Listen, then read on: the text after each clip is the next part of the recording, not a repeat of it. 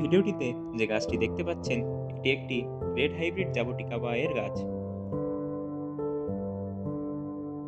গাছটিতে ৭ থেকে ৮টা ফল রয়েছে, তার সাথে নতুন করে কিছু ফুলও রয়েছে।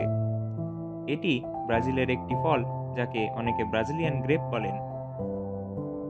সিডলিং এর গাছে ফল ধরতে ৩ বছর পর্যন্ত সময় লাগতে পারে। সবচেয়ে তাড়াতাড়ি যে সমস্ত জাত ফল দিয়ে থাকে তার মধ্যে এটি অন্যতম। এই গাছের ফল ফুল থেকে ফলে কনভার্ট হয়ে ফুললি ম্যাচিওর হতে মাত্র ২০ থেকে ২৫ দিন সময় লাগে।